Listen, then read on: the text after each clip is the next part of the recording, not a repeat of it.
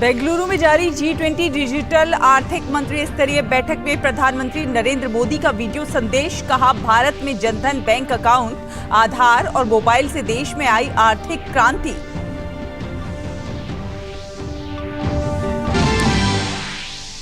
प्रधानमंत्री नरेंद्र मोदी 22 तारीख से दक्षिण अफ्रीका और ग्रीस की 4 दिवसीय यात्रा पर। जोहान्सबर्ग में 15वें ब्रिक्स शिखर सम्मेलन में होंगे शामिल। 40 वर्षों में किसी भारतीय प्रधानमंत्री की ये पहली ग्रीस यात्रा।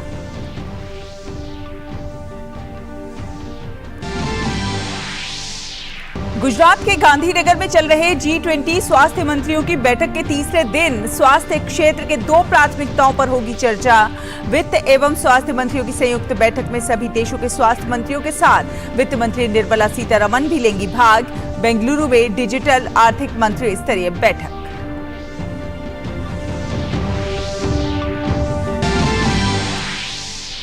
गांधीनगर में डिजिटल हेल्थ पर वैश्विक पहल लॉन्च की जाएगी। स्वास्थ्य मंत्री डॉक्टर मनसुख मांडविया समापन सत्र को करेंगे संबोधित। विश्व स्वास्थ्य संगठन के महानिदेशक भी रहेंगे मौजूद।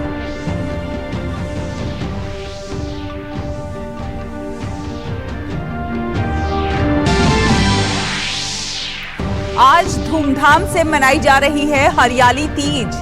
उत्तर प्रदेश के प्रयागराज में संगम में स्नान कर लोगों ने की पूजा अर्चना।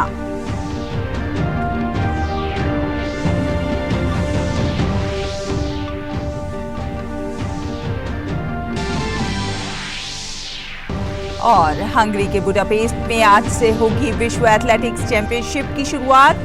नीरज चोपड़ा की अगुवाई में स्वर्णिम शुरुआत करने उतरेगा भारत।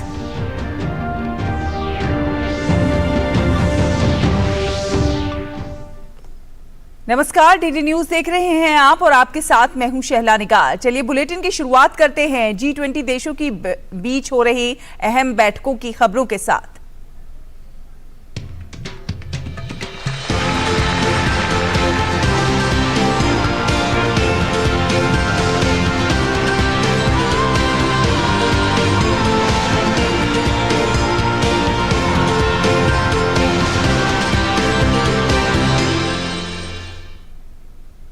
प्रधानमंत्री नरेंद्र मोदी ने बेंगलुरु में G20 डिजिटल अर्थव्यवस्था मंत्रियों की बैठक को वर्चुअली संबोधित करते हुए कहा कि आज भारत में 850 मिलियन से अधिक इंटरनेट उपयोगकर्ता हैं, जो दुनिया में सबसे सस्ती डेटा लागत का आनंद उठा रहे हैं।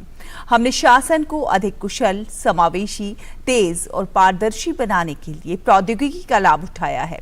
प्रधानमंत्री मोदी ने कहा कि भारत में जनधन बैंक अकाउंट, आधार और मोबाइल के प्रयोग से आर्थिक समावेश की क्रांति के गति प्रदान की गई है। Our unique digital identity platform Aadhaar covers more than 1.3 billion of our people. We have used the power of the GEM Trinity, Jan-Dhan bank accounts, Aadhaar and mobile to revolutionize financial inclusion in India. Every month, nearly 10 billion transactions take place on UPI, our instant payment system. More than 45% of the global real-time payments happen in India. Direct benefit transfer of government support is plugging leakages and has saved over $33 billion. The CoWIN portal supported India's COVID vaccination drive. It helped in the delivery of over 2 billion vaccine doses along with digitally verifiable certificates.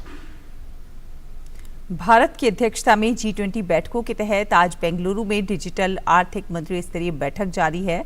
बैठक के दौरान बैठक से संबंधित घोषणा पत्र पर विचार एवं स्वीकृति के लिए विचार किया जाएगा। डिजिटल आर्थिक मंत्री स्तरीय बैठक संपन्न होने के बाद एक संयुक्त वक्तव्य जारी किया जाएगा, जिसमें डिजिटल अर्थव्यवस्था की चुनौतियों और अवसरों पर समझौते के बारे में जानकारी दी जाएगी। इस मीटिंग में G20 सदस्यों और आमंत्रित देशों के प्रतिनिधि शामिल हैं। डिजिटल अर्थव्यवस्था कार्य समूह की बैठक कल संपन्न हुई और मंत्री स्तरीय बैठक में विचार के लिए एक मसौदा तैयार किया गया।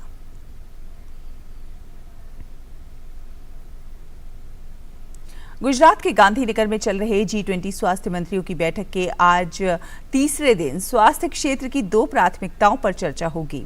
इन प्राथमिकताओं में दवा क्षेत्र में सहयोग को मजबूत करना, सुरक्षित, प्रभावी और गुणवत्तायुक्त दवाओं की उपलब्धता पर खास जोर होगा। साथ ही साथ सार्वभौमिक स्वास्थ्य के लक्ष्य को हासिल करने के लिए डिजिटल हेल्थ में नवाचार और समाधान के साथ प्राथमिकता के तहत डिजिटल स्वास्थ्य के लिए मौजूदा वैश्विक प्रयासों को एक संस्थागत ढांचे में परिवर्तित करना होगा। सुबह की बैठक में स्वास्थ्य मंत्री डॉक्टर मनसुख मांडविया का संबोधन होगा। उसके बाद डिजिटल हेल्थ पर वैश्विक पहल लॉन्च की जाएगी। ये भारत के लिहाज से काफी अहम है। उसके बाद स्वास्थ्य मंत्री डॉक्टर मनसुख मांडविया का समापन सत्र का संबोधन होगा। इस मौके पर विश्व स्वास्थ्य संगठन के महानिदेशक भी मौजूद रहेंगे। स्वास्थ्य मंत्री वर्ल्ड बैंक के डिजिटल हेल्थ पर फ्लैगशिप रिपोर्ट भी जारी करेंगे। उसके बाद शाम 4:30 बजे joint finance and health minister meeting भी होगी, जिसमें सभी देशों के स्वास्थ्य मंत्री के साथ वित्त मंत्री निर्मला सीतारमण भी हिस्सा ले रही हैं। इसके बाद डेलीगेट्स गांधी कुटीर भी देखने जाएंगे।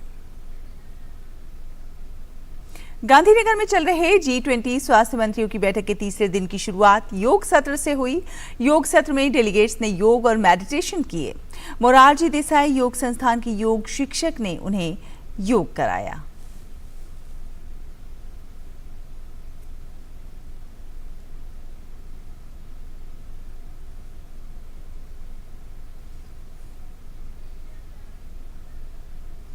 गुजरात के गांधीनगर में G20 स्वास्थ्य मंत्रियों की बैठक के औपचारिक उद्घाटन के मौके पर रंगारंग कार्यक्रम पेश किया गया, जिसमें गुजरात के कलाकारों ने जबरदस्त प्रदर्शन किया।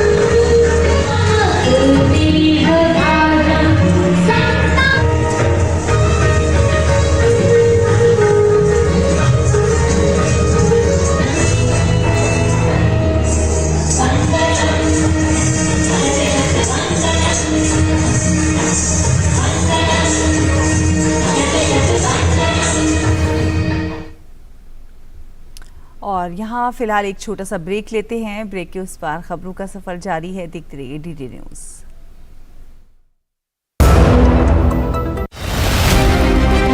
सेवा, सहयोग और समर्पण की भावना से आजादी के बाद पहली बार उपेक्षित वनटांगिया समाज की उन्नति का मार्ग प्रशस्त हुआ है। वर्ष 2017 में वनवासियों को सड़क, शिक्षा, चिकित्सा, राशन कार्ड, शौचालय, पक्के आवास, बिजली, सोलर लाइट, पेयजल जैसी मूलभूत सुविधाएं मिली हैं। वन ग्रामों को राजस्व ग्राम का दर्जा और वनवासियों को जमीनों का मालिकाना हक मिलने से इनकी जीवन शैली में बड़ा बदलाव आया है। दशकों से दबी हुई आशाओं और भावनाओं को पंख लगे हैं। वनवासियों के प्रति माननीय मुख्यमंत्री जी का समर्पण भाव इसी से पता चलता है कि वह दीपावली का पर्व वन ग्राम में ही मनाते हैं, जिससे वनवासियों का उल्लास और उमंग देखते ही बनती है। करके दिखाए जो, डबल इंजन की सरकार है वो।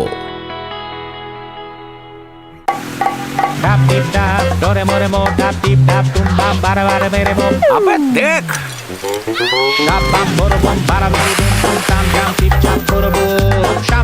You got to be careful. बारिश है, सड़कें बदलेंगी। Switch to Seat. बेटा change soon. It's monsoon. 20,000। 10। Okay. दोनों? नो 10 का 1। इतना कैश नहीं है। कोई बात नहीं, हम यूपीआई भी लेते हैं। मेरा पेमेंट ऐप अलग है। कहीं जूते वापस मिलने की जगह जूते पड़ न जाए। ऐप दूसरा हो या तीसरा, चाहिए बस यूपीआई। आपका मोबाइल नंबर ही बन सकता है आपका यूपीआई नंबर, और अब किसी भी पेमेंट ऐप से कोई भी पेमेंट ऐप पर यूपीआई चलेगा।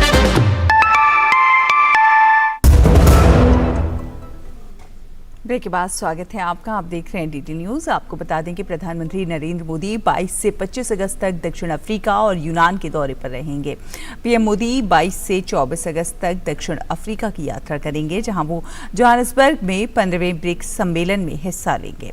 पीएम मोदी की ये यात्रा दक्षिण अफ्रीका के राष्ट्रपति सिरिल रामाफोसा के निमंत्रण पर हो रही है। 2019 के बाद ये ऐसा पहला ब्रिक्स सम्मेलन है जो वर्चुअल माध्यम से आयोजित नहीं हो रहा है। ये शिखर सम्मेलन समूह द्वारा शुरू की गई पहलों की प्रगति की समीक्षा और भविष्य के कार्यक्षेत्रों की पहचान का अवसर देगा।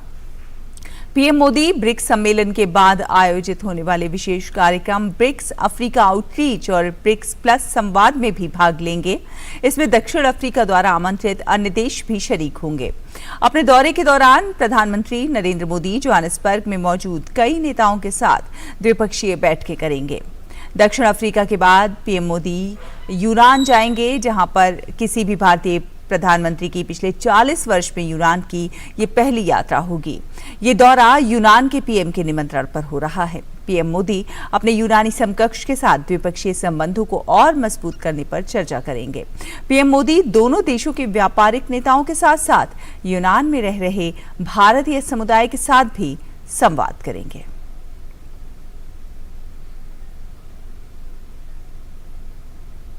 गृह मंत्री अमित शाह 20 अगस्त को मध्य प्रदेश के दौरे पर हैं। अमित शाह 20 अगस्त को गरीब कल्याण महाअभियान के तहत प्रदेश सरकार के 20 वर्षों के कार्यकाल की उपलब्धियों और गरीब कल्याण की योजनाओं के बारे में रिपोर्ट कार्ड प्रस्तुत करेंगे। साथ ही साथ ग्वालियर में आयोजित वृहद प्रदेश कार्य समिति बैठक में भी मार्गदर्शन देंगे।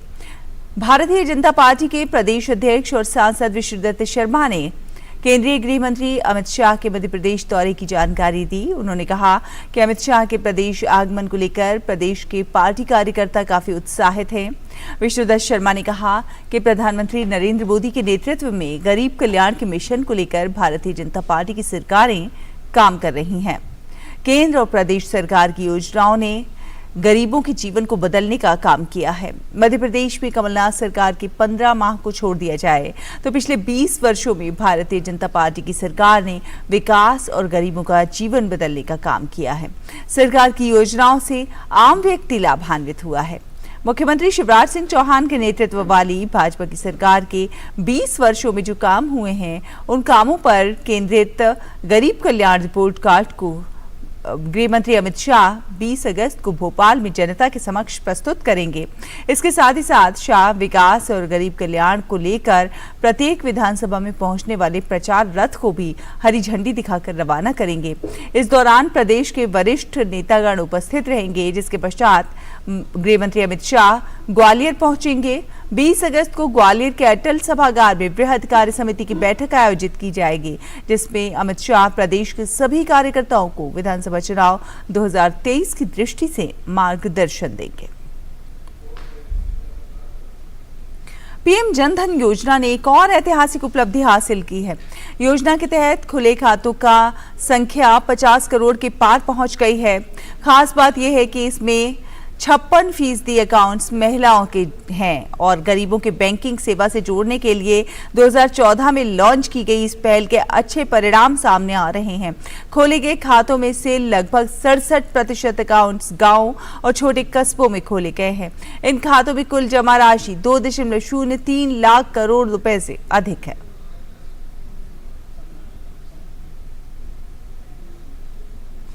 और हिमाचल प्रदेश के शिमला में भूस्खलन प्रभावित इलाकों में खोज और बचाव अभियान लगातार जारी है। एनडीआरएफ इंस्पेक्टर नफीस खान ने कहा है कि खोज एवं बचाव अभियान का आज 6वां दिन है। हमने कल तक 16 शव निकाले। जिन 4 अन्य शवों की सूचना मिली है उनके लिए तलाशी अभियान चल रहा है। एनडीआरएफ, एसडीआरएफ और सेना की टीमें मौके पर मौजूद हैं। सब कुछ मैनुअली किया जा रहा है। सिचुएशन ये है कि आज 6वां दिन चल रहा है, शुरू है, अभी 6वां दिन है। तो अभी तक कल तक 16 बॉडी रिट्रीव कर चुके हैं। अब 20 की जो रिपोर्ट थी उसमें 4 के भी चल रही है सर्च जो है। आज नीचे जो यहाँ हमने लास्ट 2 किलोमीटर तक सर्च कर लिया था, वहाँ बिल्कुल बॉडी पार्ट कुछ एक जगह 2 जगह मिले थे, बाकी वो बॉडी तो नहीं मिली। लेकिन ऊपर हमने ये है कि अब कम से कम 5 से 6 फीट गहरा कर करके जितना मलबा है पूरी तरह से manually NDRF team, SDRF team और आर्मी की टीमें साथ में लगेगी, उसको डिगिंग करके और पानी के प्रेशर के माध्यम से अलग करके देखने की कहीं संभावनाएं हैं बॉडी मिल जाएगी। मैनुअली ही हो पा रहा, मशीनरी क्योंकि जा नहीं सकती, ये तो बहुत ज़्यादा स्टीप है वो और दिक्कतें हैं। और दिक्कतें ये हैं कि उसमें आपको काम करने में मड का पता नहीं है कि मड कहीं 6 फीट भी गहरा है, कहीं 8 फीट के ऊपर जो है मलबा चढ़ा है। तो पूरा उसको रिमूव करने में, और उसमें पत्थर भी हैं और छोटे छोटे लकड़ी के टुकड़े भी हैं और सरिया भी है और स्लैब्स भी हैं। तो प्रॉब्लम्स तो है ही हैं और उसमें चैलेंजेस जो हमारे लिए हैं वो तो है ही हैं। हिमाचल प्रदेश में बाढ़ और भारी वर्षा से अभी तक करीब 10,000 करोड़ रुपए का नुकसान का अनुमान लगाया गया है। राज्य के अधिकतर भागों में जनजीवन अभी भी पटरी पे नहीं लौटा है। पिछले 1 सप्ताह के दौरान बाढ़ और भूस्खलन से जुड़ी घटनाओं में राज्य में 74 लोगों की मृत्यु हो चुकी है। राजधानी शिमला के समर हिल क्षेत्र में भूस्खलन की घटना के बाद बचाव कार्य आज भी जारी है। कल देर शाम एक और शव मिलने से इस घटना में अब मरने वालों की संख्या बढ़कर 16 हो गई है। अभी भी कुछ और लोगों के मलबे में दबे होने की आशंका जताई जा रही है। राज्य के लोक निर्माण मंत्री विक्रमादित्य सिंह ने कहा कि भूस्खलन के चलते अभी भी पूरे राज्य में लगभग 600 सड़कें अवरुद्ध हैं। मानसून सीजन के दौरान भारी वर्षा और बाढ़ के कारण लोक निर्माण विभाग को करीब 2,600 करोड़ रुपए का नुकसान हो गया है। इस बीच राज्यपाल शिव प्रताप शुक्ल ने राजभवन शिमला से आपदा प्रभावित क्षेत्रों के लिए राहत सामग्री वाहनों को रवाना किया। ये वाहन कुल्लू, हमीरपुर और कांगड़ा जिलों के लिए भेजे गए हैं। प्रदेश सरकार ने लगातार वर्षा, बाढ़, भूस्खलन और बादल फटने से हुए भारी नुकसान के कारण पूरे राज्य को प्राकृतिक आपदा प्रभावित क्षेत्र घोषित कर दिया है।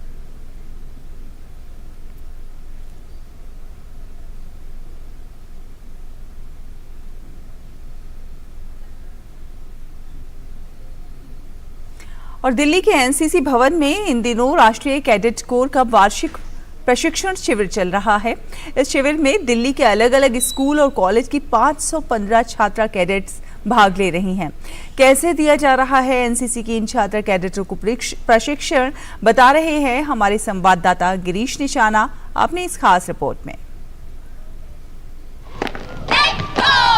कदम से कदम और कंधे से कंधा मिलाकर अभ्यास में जुटी ये है 5 दिल्ली गर्ल्स बटालियन की वे छात्रा कैडेट जो इन दिनों दिल्ली के रोहिणी स्थित एनसीसी भवन में चल रहे वार्षिक प्रशिक्षण शिविर में हिस्सा ले रही हैं।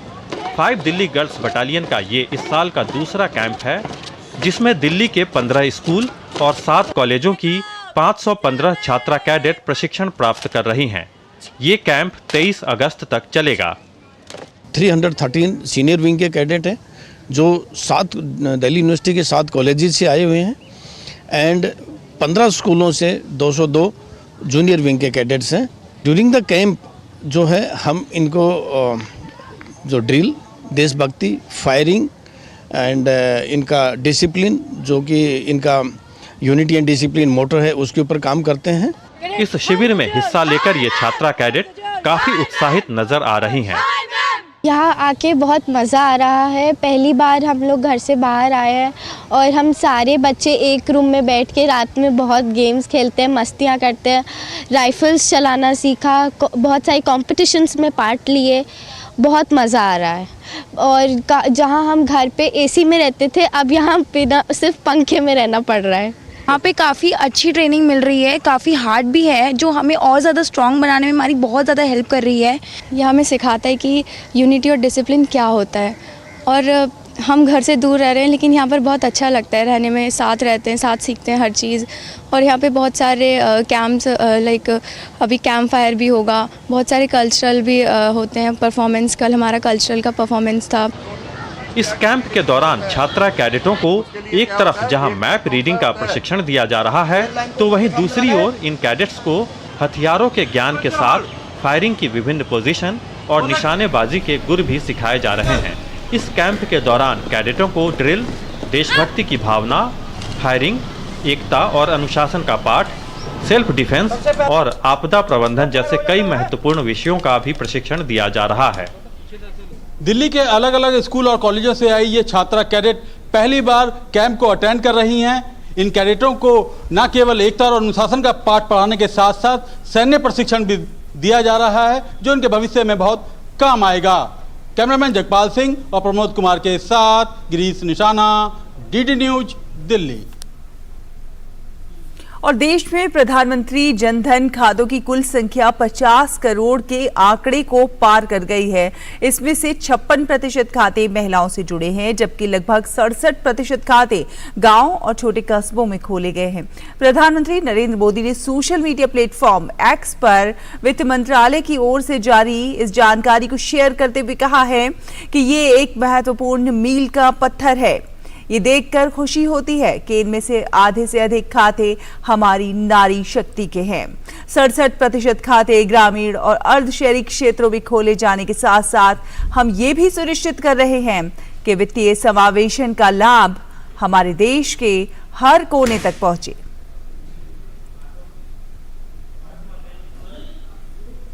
और आपको बता दें कि देश के कई हिस्सों में आज हरियाली तीज धूमधाम से मनाई जा रही है। आज के दिन सुहागिनें अपने सुहाग की सलामती के लिए व्रत रखती हैं। हरियाली तीज भगवान शिव और देवी पार्वती के मिलन का उत्सव है। सावन के महीने में शुक्ल पक्ष के तीसरे दिन आने वाला ये महत्वपूर्ण हिंदू त्योहार भगवान शिव और माता पार्वती के विवाह के सम्मान में मनाया जाता है। विवाहित हिंदू महिलाएं पूरे दिन उपवास करके मेहंदी लगाकर श्रृंगार करती हैं और अपने पतियों की लंबी उम्र के लिए प्रार्थना करती हैं। अविवाहित लड़कियां भी अच्छे वर के लिए व्रत रखती हैं।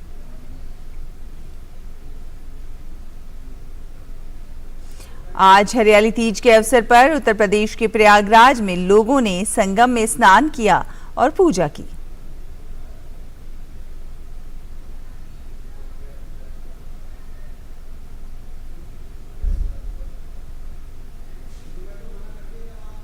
और अब बात करेंगे खेल जगत की। आज से विश्व एथलेटिक्स चैंपियनशिप की शुरुआत होने जा रही है।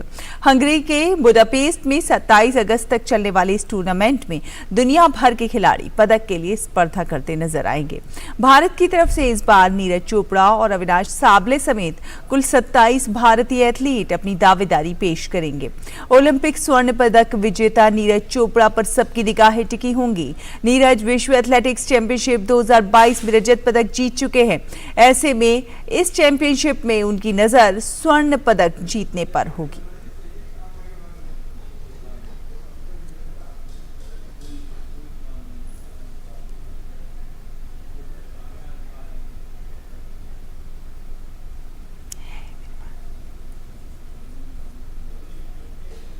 और अब बात करेंगे मौसम की।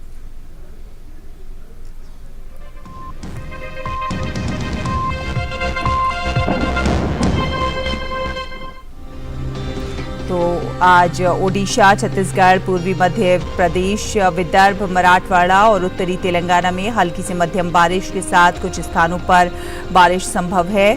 तो पूर्वोत्तर भारत, पश्चिम बंगाल, उत्तर प्रदेश, बिहार, झारखंड, कोंकण, गोवा, उत्तराखंड, हिमाचल प्रदेश और तटीय कर्नाटक और सिक्किम में भी हल्की से मध्यम बारिश हो सकती है। वहीं अंडमान निकोबार द्वीप समूह, मध्य महाराष्ट्र, दक्षिण गुजरात और केरल, जम्मू कश्मीर, हिमाचल प्रदेश, दिल्ली, उत्तरी पंजाब, हरियाणा और पूर्वी राजस्थान में भी 1-2 स्थानों पर हल्की बारिश की संभावना है।